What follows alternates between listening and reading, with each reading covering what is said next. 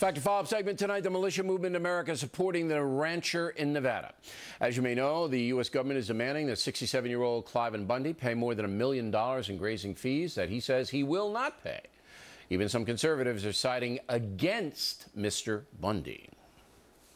You got a bunch of people in there trying to take the law in their own hands, and they shouldn't be doing it. And the Bureau of Land Management is not really it's not government owned. It is publicly owned, and there's a big difference there. Right.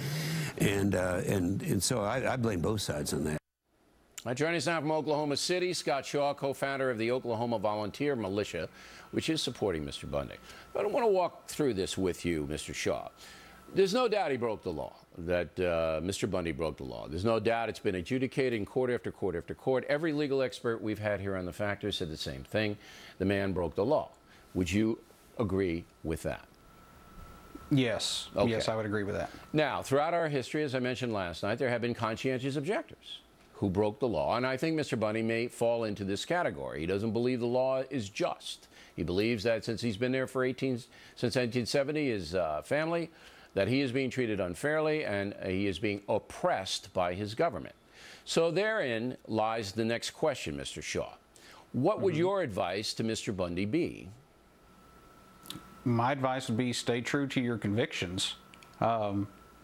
He has a problem with, the government owning the land in Nevada. I totally understand that. All right, so he stays true to his convictions, which I believe he will, and then the government attaches his land so that when he dies or attempts to sell, the government will come in and put a lien on it, which is, they have the perfect right to do that. That's what you do to tax scofflaws who don't pay their taxes. So would that be a solution that you would be okay with? Yes, that would be a solution I'd be okay with. What I'm not okay with is what we saw happen just a few weeks ago. All right, the confrontation and overreaction from the federal government sending in the armed agents to seize his cattle. Now, I agree with you there. I agree with you there. But I've heard some rhetoric from not your group per se, because you're in Oklahoma, but from other groups that are basically saying, we're going to do what we want here. And, and if you provoke us, we're going to have a confrontation. And I think that's wrong. Well, yes, that is wrong. We always hear that we're a nation of laws, but it turns out we're only a nation of laws when it suits our federal overlords. They like to pick and choose what laws they're going to enforce, and that's not fair. So I understand the frustration from the people on the ground there. Okay, but you wouldn't encourage them to do anything to provoke a confrontation? No, I wouldn't provoke a confrontation, but I would definitely defend, myself if the federal government came and took up arms against me.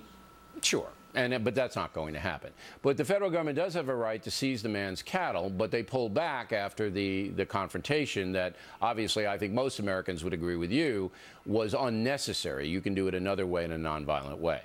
What's the difference between Mr. Bundy and the Occupy Wall Street crew that doesn't respect the federal government for a variety of reasons and feels it has the right to go into a city like Oakland and burn things down? What's the difference? Well, the difference is Mr. Bundy's providing a service to the nation. He's a cattle rancher. He's providing the country with beef. The Occupy movement, to this day, I still don't know what they're providing the country with.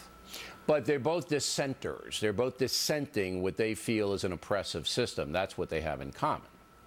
Okay, yeah, they have that in common. I guess the way they're going about it would be different. I haven't seen any reports from the Bundy Ranch that, any supporters of his are destroying property or being arrested like you saw with the Occupy movement. Okay, legitimate point. Last question for you.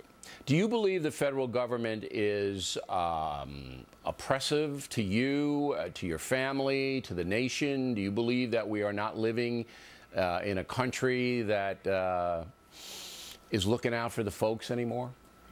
Oh, definitely. I mean, just the Patriot Act, the National Defense Authorization Act, we're losing ground via our liberties and freedoms on a daily basis. Now, do you feel you're going to have to defend yourself with firearms down the road? I see that as a very good possibility, yes, sir. Now, that frightens a lot of people when you're that candid. Well, that frightens me. But you are ready but there's going to come a point, though, when you're going to have to make a decision whether to stay in the system that we have here or go out of the system. Exactly. And what's going to be the, in your mind, what would be the catalyst for you to go out of the system and fight your own government? That's really in the government's, the ball's in their court. If they wanted to impose martial law, do something with the banking system, just more infringements on our rights, I mean, it's going to come. You think it's going to come? Yes, sir, I do. All right, Mr. Shaw, we appreciate you coming on this evening.